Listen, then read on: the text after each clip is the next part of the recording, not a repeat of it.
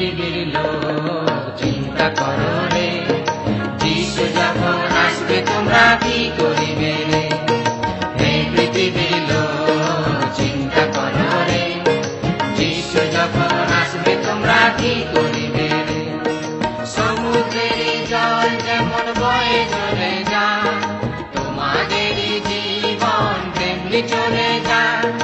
সমুদ্রের জল যেমন বয়ে চলে যায়, তোমাদের জীবন তেমনি চলে যায়। প্রভু যীশু খ্রিস্টের নামে সকলকে জানায় অভিনন্দন।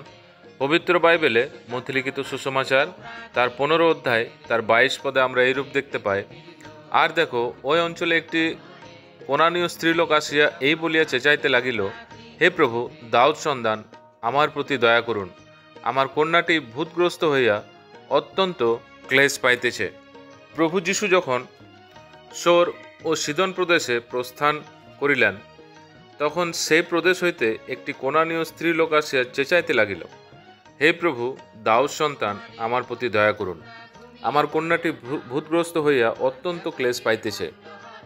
মাতা পিতার নিজের সন্তানদের প্রতি বিশেষ প্রেম থাকে, এবং যখন সন্তানেরা দুঃখে বা কষ্টে থাকে বা ব্যাকুল থাকে, তখন তাদের অনেক কষ্ট হয়, বিশেষ করে যখন তারা শয়তানের বশে থাকে, অর্থাৎ মন্দ আত্মার দ্বারা পীড়িত হয়।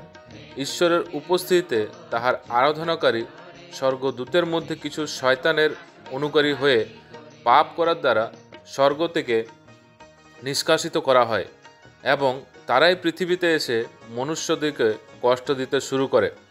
পাপের কারণে মানুষ যা ঈশ্বরের শত্রু ও তার উপস্থিতি থেকে পৃথক করা গিয়াছে, সেই মানুষের উপর শয়তানের প্রভাব দেখতে পাওয়া যায়।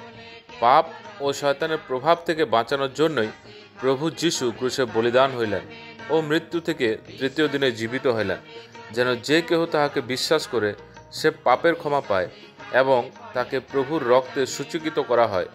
এখন সে ঈশ্বরের আত্মার নিবাসস্থান হয়ে যায়, এবং সেই জন্য তার উপর আর শয়তানের কোনো প্রভাব দেখতে পাওয়া যায় না। এই উদ্ধার বা মুক্তি প্রভু যিশুতে বিশ্বাস করার দ্বারা যেন আপনিও পেতে পারেন।